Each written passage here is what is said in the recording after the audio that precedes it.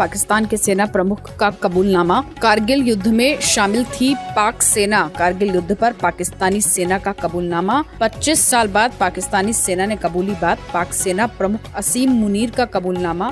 कारगिल युद्ध में शामिल होने की बात कबूली।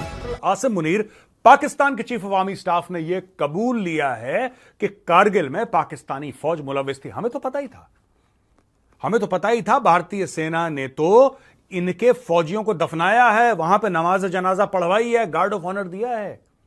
हमने उन सोल्जर्स को, उन पाकिस्तानी सोल्जर्स को इज्जत दी जिनका ये लोग पूछते नहीं थे।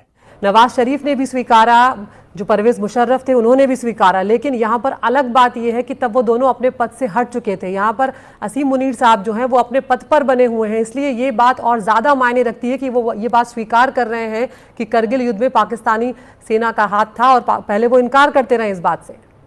इंडियंस कहते हैं कि ये पहली दफा है कि पाकिस्तान ने कारगिल को भी तस्लीम किया है, लेकिन मेरे मुशाहिदे में ये आता है कि जनरल मुशर्रफ ने भी कारगिल का जिक्र किया था, एज एन आर्मी चीफ के हमने लड़ी। आप इस हवाले से कैसे देखते हैं ये जो पाकिस्तान के आर्मी चीफ ने कारगिल का जिक्र किया कि पाकिस्तान ने कारगिल वॉर लड़ी, और इंडिया कहता है कि आज पाकिस्तान माना है, पहले पाकिस्तान नहीं मानता था, क्योंकि उस वक्त पाकिस्तान की ये पोजीशन थी कि ये मुजाहिदीन लड़ रहे हैं, पाकिस्तान की फौज नहीं लड़ रही। इसमें कहने सुनने के लिए बचा कुछ नहीं जनाब। पर सच्चाई ये है कि ये बात भारत को तो पता थी, मगर वर्ल्ड इसको इतनी अच्छी तरीके से नहीं मानना था जितना अब इनके बताने से फर्क पड़ेगा कि वाकई पाकिस्तान ने ओन अप किया है कि जो कारगिल की युद्ध हुआ था उसके अंदर पाकिस्तान की आर्मी इन्वॉल्व थी। भाई साहब इनका नाम नहीं लेते थे, कह रहे पता नहीं कौन है, मर गए जाने दो, हमारा कोई नहीं है ये, हम इसको जानते ही नहीं कौन है। एक था कप्तान, कैप्टन था कर्नल शेर खान, कप्तान था पाकिस्तानी फौज का कर्नल शेर खान।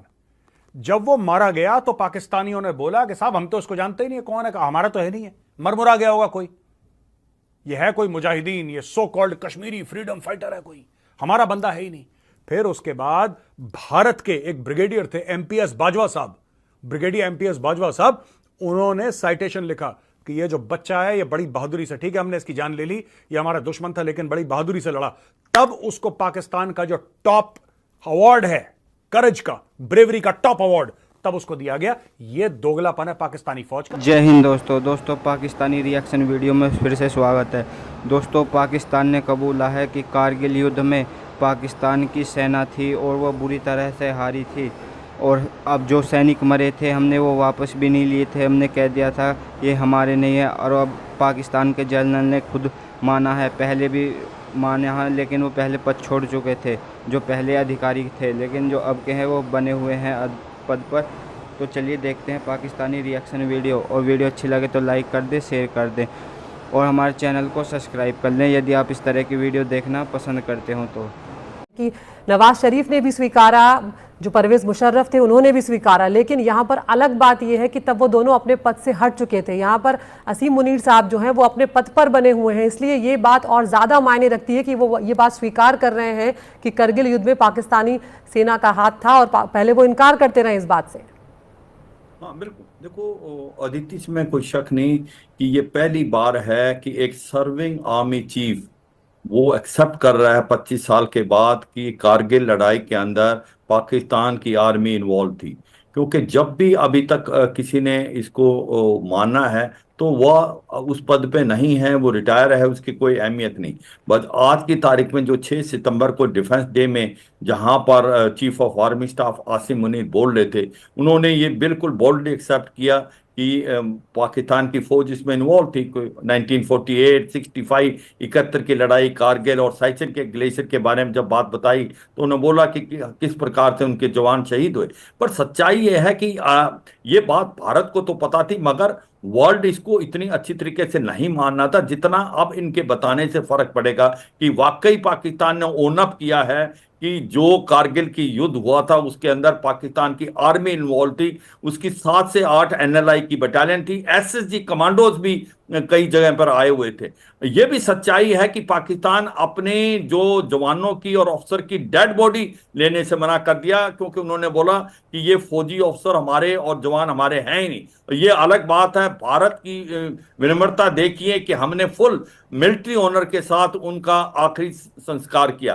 तो ये सच्चाई है, दूध का दूध और पानी का पानी ये हो गया है। दोस्तों, जनरल आसिम मुनीर, पाकिस्तान के चीफ ऑफ आर्मी स्टाफ ने यह कबूल लिया है कि कारगिल में पाकिस्तानी फौज मुलविस थी। हमें तो पता ही था, हमें तो पता ही था। भारतीय सेना ने तो इनके फौजियों को दफनाया है, वहां पे नमाज जनाजा पढ़वाई है, गार्ड ऑफ ऑनर दिया है। हमने उन सोल्जर्स को, उन पाकिस्तानी सोल्जर्स को इज्जत दी जिनका ये लोग पूछते नहीं थे। भाई साहब इनका नाम नहीं लेते थे, कह रहे पता नहीं कौन है, मर गए जाने दो, हमारा कोई नहीं है ये, हम इसको जानते ही नहीं कौन है। एक था कप्तान, कैप्टन था कर्नल शेर खान, कप्तान था पाकिस्तानी फौज का कर्नल शेर खान।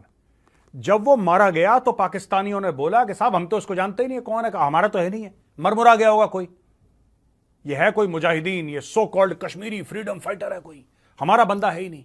फिर उसके बाद भारत के एक ब्रिगेडियर थे एमपीएस बाजवा साहब, ब्रिगेडियर एमपीएस बाजवा साहब, उन्होंने साइटेशन लिखा कि ये जो बच्चा है ये बड़ी बहादुरी से, ठीक है हमने इसकी जान ले ली, ये हमारा दुश्मन था लेकिन बड़ी बहादुरी से लड़ा। तब उसको पाकिस्तान का जो टॉप अवार्ड है करेज का, ब्रेवरी का टॉप अवार्ड, तब उसको दिया गया। ये दोगलापन है पाकिस्तानी फौज का। आज की तारीख में आसिम मुनीर कह रहा, हाँ हमारे जो फौजी थे ना वो बड़ी बहादुरी से लड़े, 1947-48 में भी बड़ी बहादुरी से लड़े, 65 पे भी बड़ी बहादुरी से लड़े, 71 में भी बड़ी बहादुरी से लड़े, कारगिल में भी बड़ी बहादुरी से लड़े। ये भी बोल दो, ठीक है आसिम मुनीर, जब सच बोलने का तुम्हें अंदर से उबाल आ ही गया तो ये भी बोल दो कि कश्मीर के अंदर तुमने एसएसजी वाले भेजे थे, उनकी भी तारीफ कर देना कि बड़े बहादुरी से। देखो सुनो दोस्तों, मैं आपको एक बात बताता हूं ये क्यों सिग्निफिकेंट है। एक्चुअली इवन इन 1949 ये पाकिस्तान की फौज इतनी चोटी फौज है। आज मैं इस फौज की पतलून उतारता हूं, जो हमारे बड़े थे इनकी पतलूनें 93,000 ढाका में उतार चुके हैं। दोस्तों ये 2024 और गौरवारी आज फिर इनकी पतलूनें उतारने लगा है। देखो 1947-48 में जब कबायली आए थे उनके साथ पाकिस्तानी फौज भी आई थी, तब भी ये लोग यही कह रहे थे कि इसमें पाकिस्तानी फौज है ही नहीं, तो कबायली है, कबायली है, कबायली है, हमारा कोई लेना देना नहीं है इससे, हमारा कोई। अब खुद उनका आर्मी चीफ कह रहा है कि 47-48 में भी बहादुरी से लड़े। कैसे बहादुरी से लड़े भाई, तुम तो थे ही नहीं यहां पे।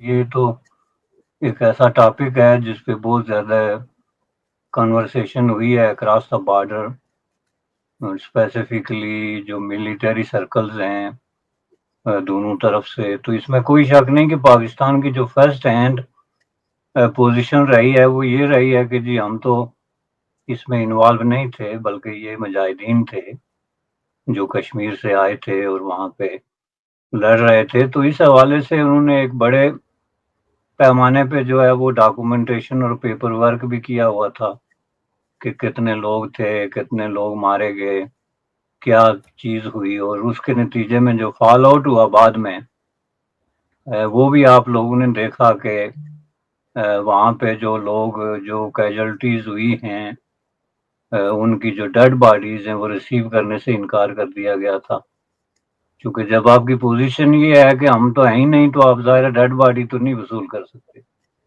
तो ये तो एक एक्सट्रीम किस्म का डिनायल था एक बहुत बड़े फैक्ट का कि जी हम इसमें इन्वॉल्व नहीं हैं। तो उसको जो है वो अगर आके तो अब कोई किसी ने तस्लीम किया तो इंडिया अगर उसको किसी तरीके से हाईलाइट कर रहा है तो ये समझ में आने वाली बात है।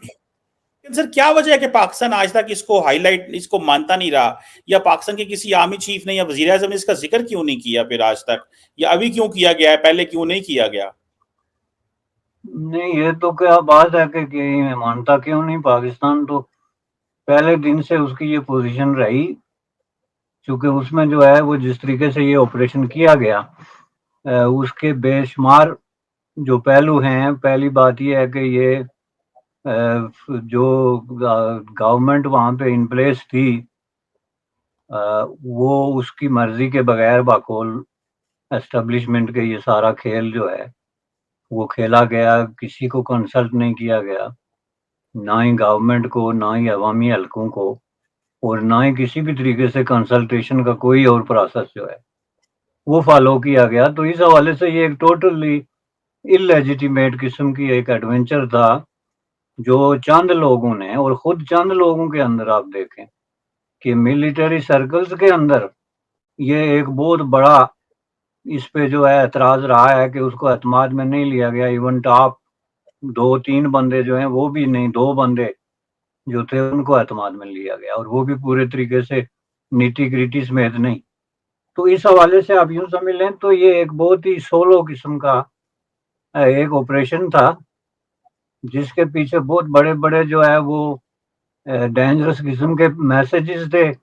मसलन ये कि पाकिस्तान मिलिट्री में अगर कोई शख्स किसी तरह के एडवेंचर पे उतर आया है, मुहिम जो आ गया है, तो वो पाकिस्तान की पार्लियामेंट से लेके तो वहाँ की जितनी कॉम्पिटेंट अथॉरिटीज हैं उन सब को जो है वो इलीगली और अनलॉफुली जो है वो कॉर्नर करके तो अपने डिसीजन कर सकता है, और इस हद तक जा सकता है कि पूरे मुल्क को दांव पे लगा सकता है।